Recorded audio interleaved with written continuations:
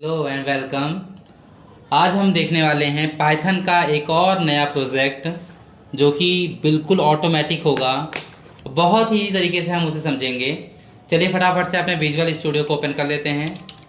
Visual studio अपना open कर लेते हैं हम लोग, ठीक है।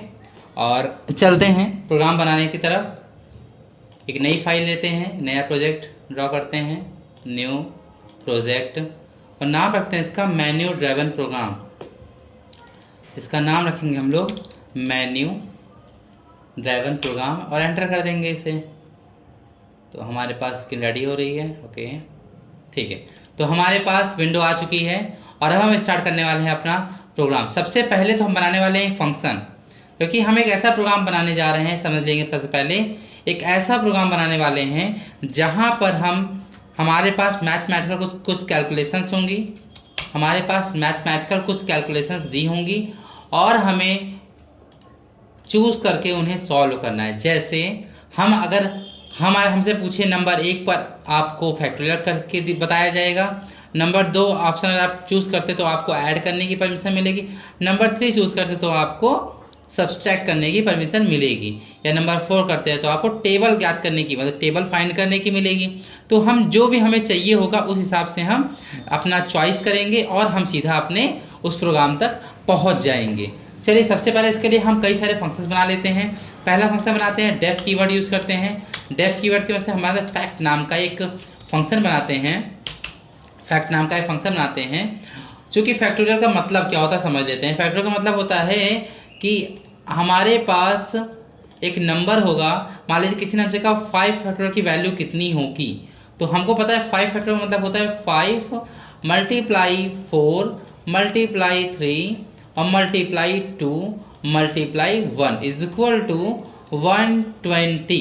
तो इसी बेसिस पे हमें एक प्रोग्राम रेडी करना है कि हम कोई भी नंबर दें और उसका फैक्टोरियल आराम से निकल करके आ जाए। तो हमने फटाफट से उसके लिए स्टार्ट किया।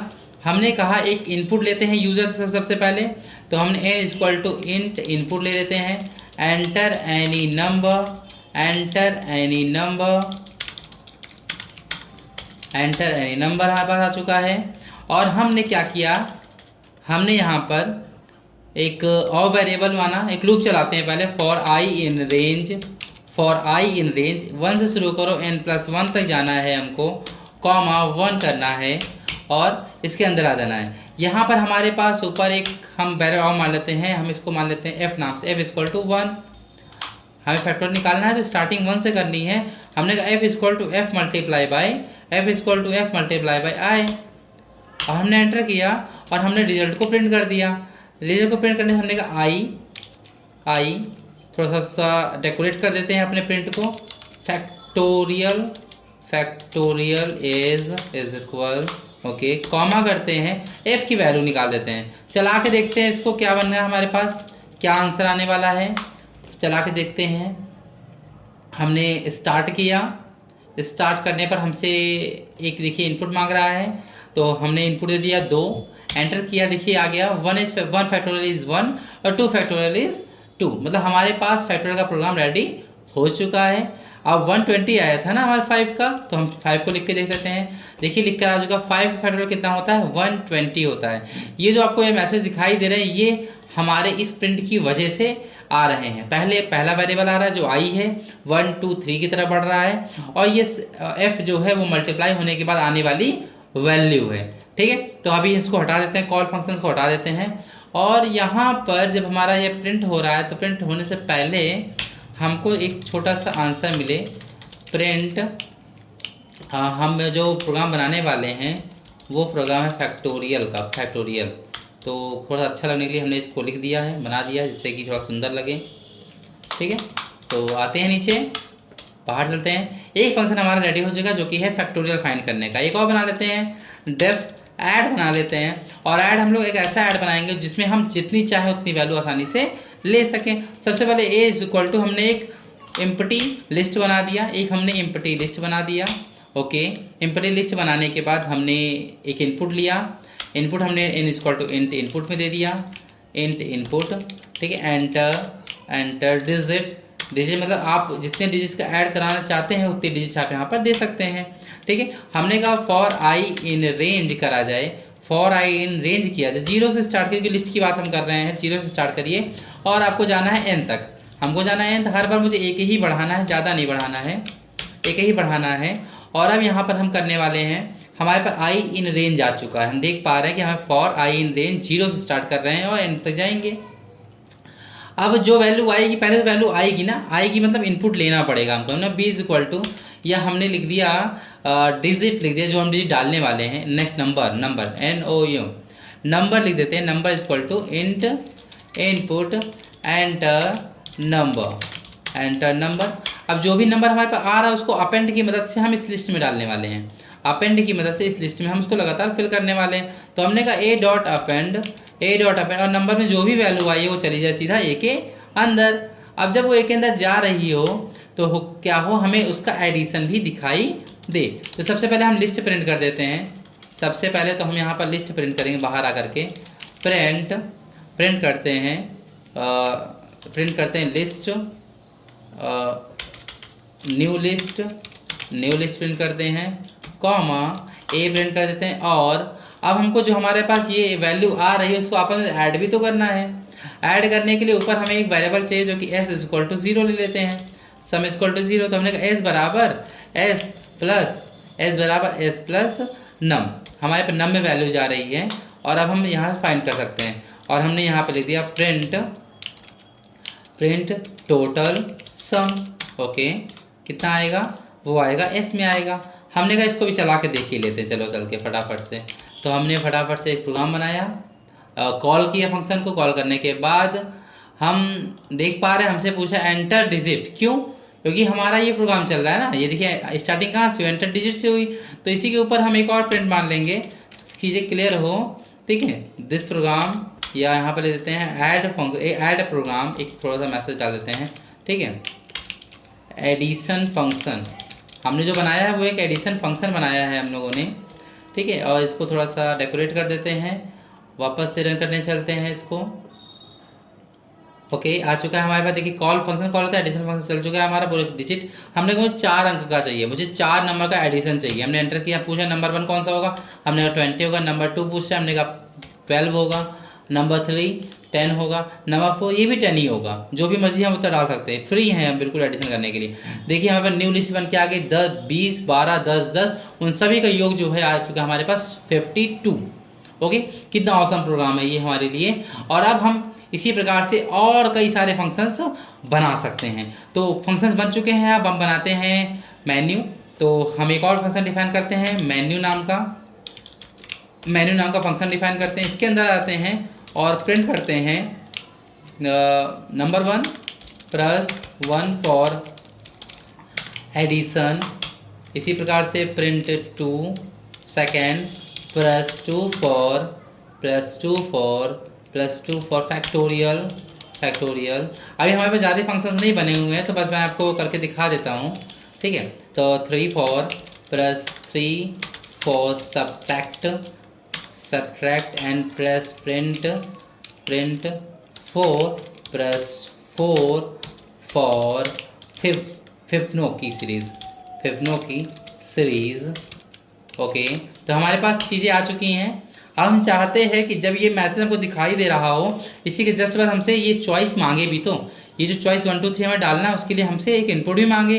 तो हमने कहा चलो कोई बात नहीं, तो हमने एक चॉइस नाम का वेरिएबल बनाया और इसमें हमने डाल दिया इंट इनपुट। क्यों, क्योंकि हमारा नंबर है int input, enter your choice. अब मुझे जो भी डालना है हम यहाँ पर फिल कर सकते हैं। और हम चाहते हैं कि यदि हमारा चॉइस जो है बराबर हो जाए किसके, 1 के, तो कॉल हो जाए हमारा ऐड, क्योंकि 1 पे ऐड हमको दिया गया है, ठीक है, 1 पे हमको ऐड दिया गया है।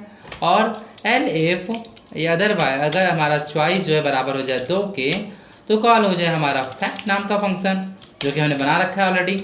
एलएफ यदि हमारा चॉइस बराबर हो जाए 3 के, तो हम बनाए रहेंगे, अभी बनाया नहीं है हमने, तो हमारी सब नाम का हमने कोई फंक्शन बना रखा होगा, उसे कॉल कर दिया जाएगा। अभी बना नहीं, इस वजह से इसका कलर भी चेंज है। एलएफ यहाँ पे हमने कहा चॉइस बराबर 4 हो जाए तो कॉल हो जाए आपका एलएफ, हमारा कॉल हो जाए हमारा कौन सा फंक्शन था, फिफ्नो की। तो हमने कहा फिफ नाम का फंक्शन कॉल हो जाए, चूँकि बना नहीं है अभी, तो इस वजह से।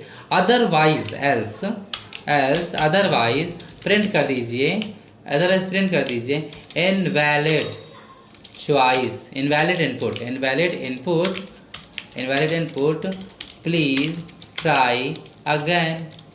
ओके, तो जब ट्राई अगेन हो हमारे पास तो हमारे पास एक इसी के नीचे क्या हो जाए, फिर से फंक्शन हमारा चल जाए। ठीक है, तो अभी के लिए हमने कहा इनवैलिड नंबर डाल के ख़त्म कर दिया हमने। अभी हम कोई प्रोग्राम आगे नहीं चलाने वाले, अभी उसको बाद में देखते हैं किस प्रकार से उसको मैनेज करते हैं। ठीक है, तो अब हमको मेन्यू चलाना है। सबसे पहले मेन्यू के अंदर आएंगे, मेन्यू को कॉल करना पड़ता है। फंक्शन तभी चलता है जब उसको कॉल किया जाता है। तो हमने कहा मेन्यू चला लेते हैं, हमने मेन्यू को कॉल कर दिया। चलिए ठीक है, फटाफट चेक करते हैं। तो हम देख पा रहे हैं हमारे पास जैसे हमने मेन्यू कॉल किया हमारे पास +1 आ गया फॉर एडिशन, +2 फॉर फैक्टोरियल वगैरह वगैरह चूज़ करने के लिए बोला। हमने कहा मुझे फैक्टोरियल याद करना है, मैंने कहा 2 एंटर करते देखिए फैक्टोरियल आ गया हमारे पास, और कितना आसानी से हमने इसको रेडी किया है। अब देखिए लिखा पूछा आपसे एंटर योर नंबर, मतलब एंटर एनी नंबर। मैंने कहा मुझे चाहिए 10 का फैक्टोरियल। एंटर करते हैं देखिए पूरा आपको 10 का फैक्टोरियल निकल के आ चुका है। 1 से लेकर 10 तक का सारा फैक्टोरियल आपको दिखा दे रहा है। कितना औसम प्रोग्राम है ये। ठीक है, तो अब हमसे लेकिन ये प्रोग्राम को बंद कर दे, हम चाहते हैं ये प्रोग्राम कंटिन्यू रहे, बंद ना हो। बंद तब हो जब हम इसको चाहें बंद करना। तो इसके लिए चलते हैं हम लोग अपने प्रोग्राम के अंदर, फैक्ट फंक्शन के अंदर आते हैं। हम चाहते हैं जैसे ही हमारा ये फैक्टोरियल ख़त्म हो तो हमसे एक इनपुट मांग लिया जाए। हमने अगेन नाम का एक वेरिएबल बनाया और इसमें हमने कहा इंट इनपुट डाल दिया, और हमने कहा and if you want to continue +1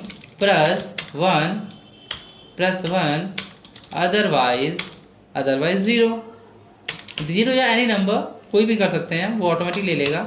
और हमने कंडीशन यदि हमारा अगेन बराबर हो जाए किसके, हमारा अगेन बराबर हो जाए 1 के, तो कॉल हो जाए फिर से हमारा फैक्ट फंक्शन। और एल्स प्रोग्राम एंड या प्रोग्राम फिनिश्ड। ठीक है, कुछ भी ले सकते हैं। सेम कंडीशन को यहाँ से कॉपी पेस्ट करना है, सेम कंडीशन को कॉपी कर लीजिए और अपने इस वाले फंक्शन में आके पेस्ट कर दीजिए। कितना इजी हो गया। चलिए, हम चाहते हैं कंटिन्यू चलता रहे प्रोग्राम हमारा, लेकिन बात ध्यान दीजिए, हमने कहा कि कंटिन्यू +1 अदरवाइज नहीं, हमें यहाँ करना है +1 किसके लिए, कंटिन्यू करने के लिए। और go to main menu +0, main menu में वापस जाने के लिए 0 दबाना है हमको। तो हम यहाँ पर एल्स में या फिर इसी के आगे हमने एक एलिफ जोड़ देते हैं, एलिफ अगेन हमारा बराबर हो जाए 0 के, तो कॉल हो जाए हमारा मेन्यू। अब ये प्रोग्राम हमारा काफ़ी सुटेबिलिटी से बन चुका है। तो कॉपी करते हैं इसको, जहाँ पेस्ट किया था उस पूरे को रिप्लेस करते हैं इसके साथ में, और हमारा प्रोग्राम आ चुका है। चलिए, तो आप इसको रन करते हैं एक बार। चलिए फटाफट से रन करते हैं, देख पाते हैं इसको। तो आ चुका है। हमने कहा मुझे एडिशन करना है 1 एंटर, एडिशन प्रोग्राम हमारे पास ओपन हो गया। हमने कहा मुझे 3 नंबर का सम चाहिए, कोई भी 3 नंबर हो सकते हैं। हमने कहा मुझे 54 चाहिए, 66 चाहिए और 36 चाहिए। देखिए हमारे पास आ गया। जैसे ही आंसर आ गया हमारे पास टोटल सम का, तुरंत देखिए उसके बाद हमारे पास क्या आ गया, if you want to continue +1। मैंने कहा मुझे वापस से ऐड करना है, मुझे कुछ और नंबर्स भी जोड़ने हैं। हमने कहा 1, फिर से आ गया।